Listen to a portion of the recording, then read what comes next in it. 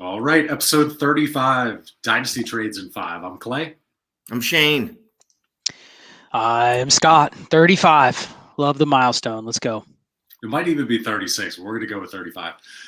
So tonight we're talking about Courtland Sutton. Just signed a big boy extension. Tim Patrick just signed an extension. But who's going to be throwing them the football? Who's up first? Let's go Shane. This is Sutton's one of those players I have like no conviction anyway about. Like literally, like. All right, Scott, you're up.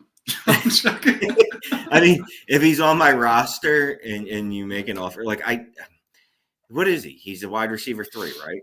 I think we've seen that Jerry Jeudy is the man on that roster. I think everybody thought this was going to be a big bounce back year and that he was going to at least show that he was worth wide receiver 2 value. So if anyone in your league still thinks he's worth a wide receiver 2 or even more than that for some deranged reason, I would sell as quickly as I could.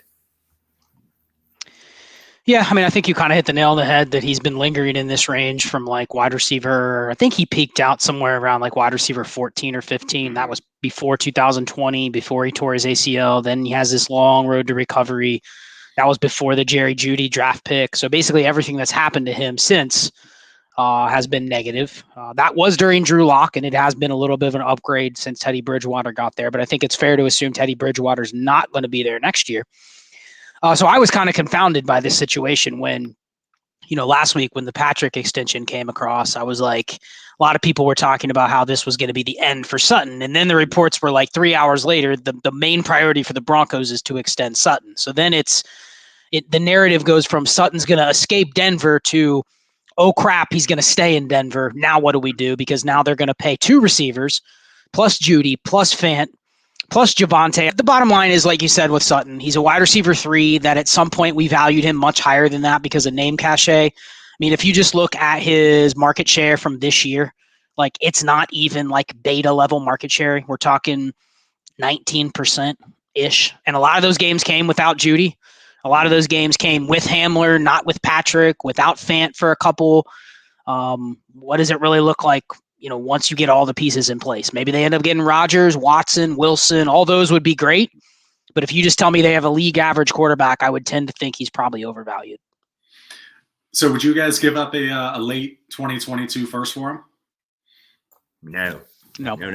No. He's the quintessential, all right, I guess I'll give you a second round pick, only if I got a bunch of them, because he's really not going to make much of a difference on any roster.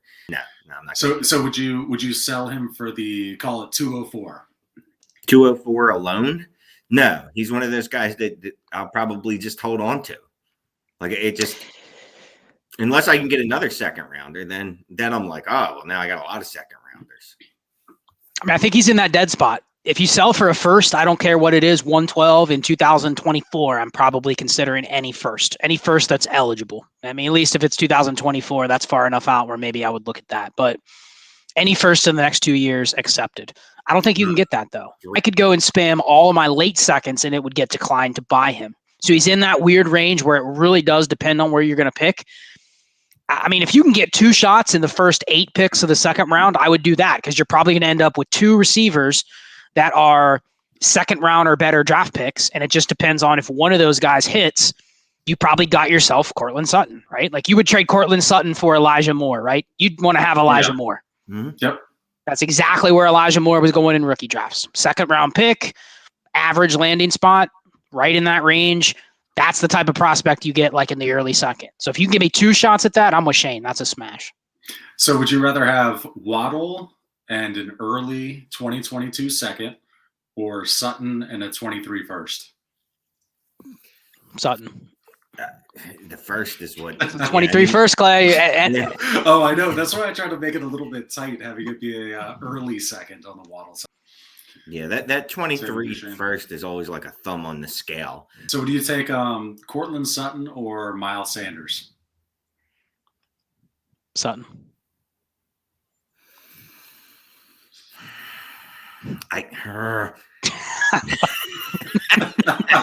Gotta ask the Eagles fan that one. I can't quit Miles Sanders as much as I'm trying. The correct answer is probably Courtland Sutton, because Miles Sanders, if you just follow what he's done in his career, hasn't given you a reason to believe that he's going to exceed anything that Sutton's going to do.